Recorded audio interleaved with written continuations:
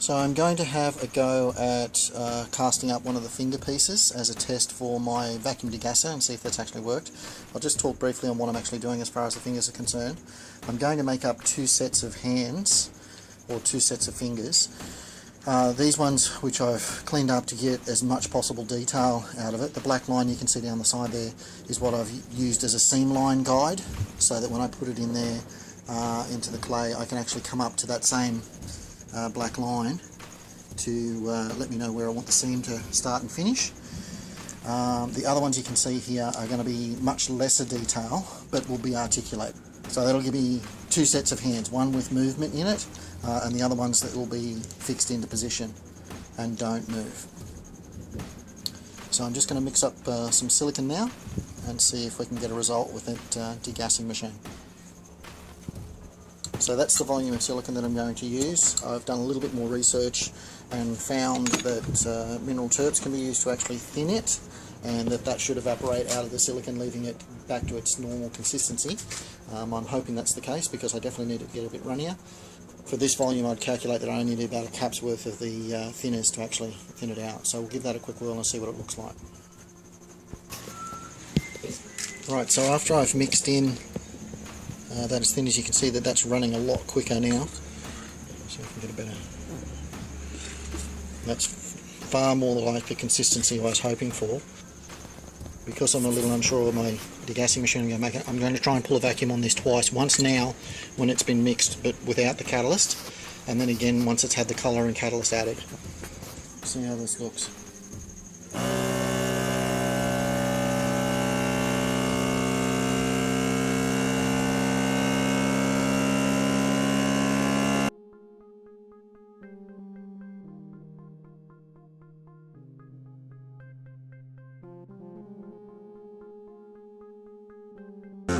It does look like, I'll have to review the video, but it does look like the volume's increased. I'm going to depressurise this now and see if it makes... Oh, okay, that's made a huge difference. It claps heaps. Actually looks like it might be working. Okay, so on to the next. Catalyst has been mixed in with the colour.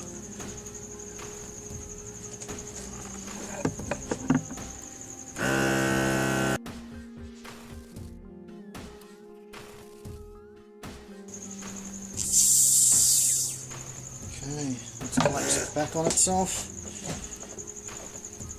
Let's see how it goes.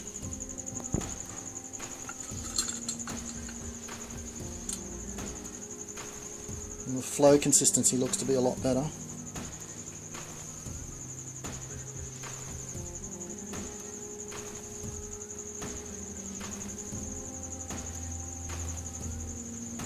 Doesn't look to be as bubbly.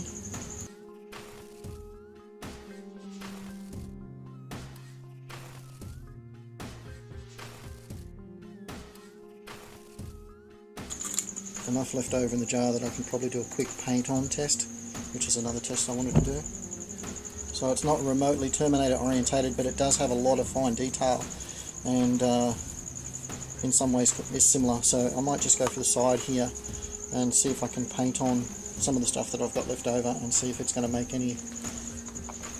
This is going to be throwaway, obviously. I'm not expecting to get anything that's usable out of this. It's more a matter of just seeing whether or not it's going to do what I want it to do.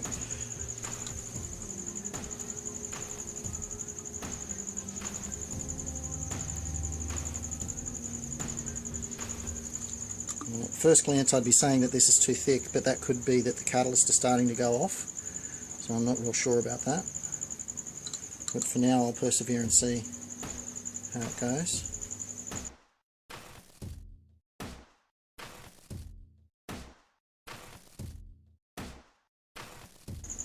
This does feel like it's thickened quite a bit, so I would presume that that's the catalyst starting to react. That's probably good enough to do a test and see how we go. And it seems to have filled that sort of big undercut area in quite well. And if it maintains a fairly thick coat on it, it may be enough to tell me whether or not it's going to work.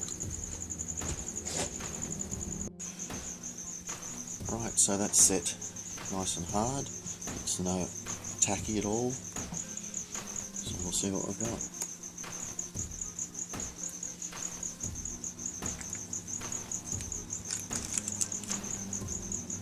It's good good separation.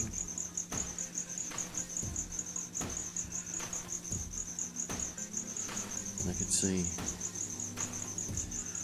2 little air bubbles, one there and one there, and actually 3. There's another tiny little one there, but they are in a spot that's not going to matter.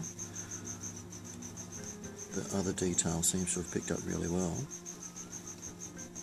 but interestingly enough, there's no surface bubbles on this at all, so that does seem to have worked quite well. So this is the paint on experiment. I'll find somewhere. It doesn't seem to have run terribly badly. I'll have to compare that to the other picture. Again, we've got good separation.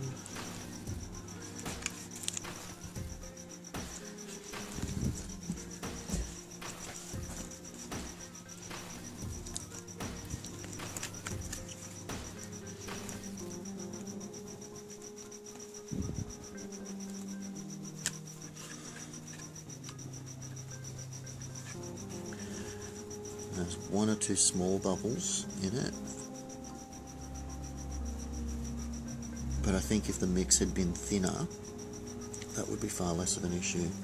But overall, the picking up of the detail is really, really good. That thicker bit, that undercut bit, is filled quite nicely,